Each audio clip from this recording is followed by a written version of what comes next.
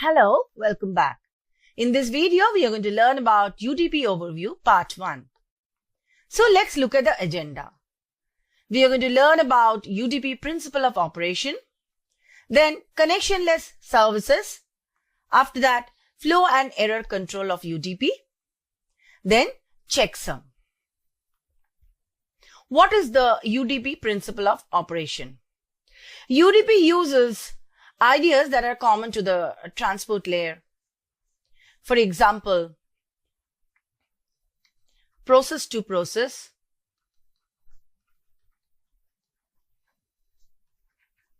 delivery. If you recall, we have the application layer, then the transport layer, then the network layer, after the data link layer. After that, it is a physical layer. So UDP works at the transport layer.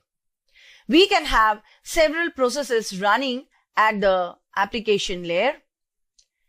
They move to the TCP layer via the socket interface, and it is the UDP protocol that is used at the transport layer for process to process delivery. Process means a program in execution.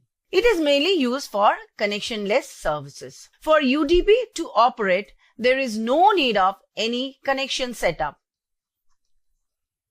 Data are sent as small datagrams. There is no sequencing. So this is a very simple connectionless service and having no reliability. So UDP is used for small size data.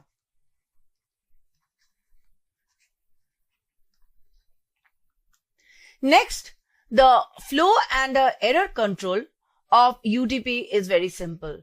UDP has no flow control at all, so there is no sliding window in UDP. And regarding the error control, it uses a very simple checksum. We have already learned about the mathematical representation of checksum in an earlier video of error detection and correction. So checksum of UDP is slightly different from that used in ICMP and IP. We will learn about how checksum is implemented in UDP. Then encapsulation and decapsulation are also the major functionalities of UDP. After that, queuing is a very important functionality of UDP using different port numbers. Connectionless service. As we have earlier said that UDP is connectionless, meaning that no path setup is needed. Let us consider a client-server application where a client makes a request to the server and the server gives the response. So this is a simple client-server application where UDP may be used. Since this is connectionless, there is no need of path setup and no need of path termination.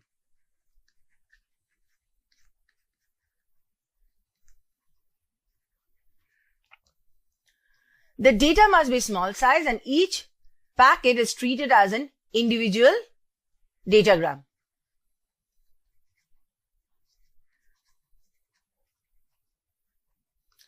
Now, since this is connectionless, there is no reliability also. But the only advantage is that it is very simple.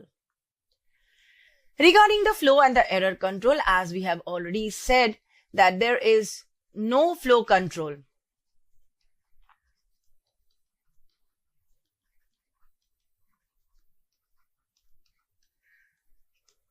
The receiver may be overwhelmed by different packets, and so no flow control mechanism is possible either from the sender end or the receiver end. It is then the responsibility of the process that is using the UDP to implement this flow control mechanism in its own process. Now, UDP has a very simple error control mechanism. It uses checksum. Now, I will tell you how checksum operates at UDP. Checksum has a pseudo header, a UDP header, and data coming from the application layer. So this is the pseudo header. It consists of the 32-bit source IP address and 32-bit destination IP address. Now there is a field with all zeros. Then a protocol of 8-bit is there to indicate that it is UDP. Then the UDP total length is given here, which is of 16 bits. After that, we have the UDP header, which consists of the source port address, which is of 16 bits, and destination port address, which is of 16 bits. Now then we have data coming from the upper layer, that is the application layer. Here it gives the UDP total length, which is of again 16 bits, and the checksum, which is of again 16 bits. Now, data padding is necessary to make data multiple of 16 bits. If we have data which is not a multiple of 16 bits, then we need some data padding. Let's understand checksum with the help of this example. As given here, this is the source address, this is the destination address, and all other fields as given in the previous slide. This is basically the data part coming from application layer and all other necessary fields. So how do you write? We basically divide the address into 16 bits. So for the source address, the first 16 bits will go here. So 153.18 will go here. Then the next 2 bytes, 8 and 105 go here. Now we will understand about the destination address. The first 2 bytes, 171.2 will go here. The next 2 bytes, 14.10 will go here. After that, it is all zeros, so 0. So this is basically the padding. Then it is 17. So 0 and 17. Then after that comes 15. Then 1087 followed by 13. Then it is again 15. After that 0. Then the data T and E. After that data S and T. Then data I and N. After that data G and 0, which is again the padding. Then this is the sum field and this is the checksum field. So in this way, the checksum is implemented in UDP. Please note here that if you do not want to use checksum, then here we have to keep all bits as 1. It is not logical that in spite of using checksum, you get checksum as 1, 1, 1, all ones.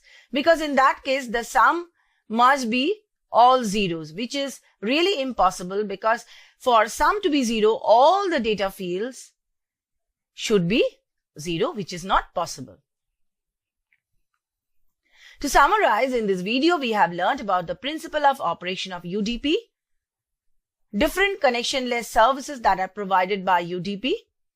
We have understood the flow control and error control mechanisms of UDP. We have understood that error control mechanism is checksum and UDP does not have any flow control mechanism. Thank you.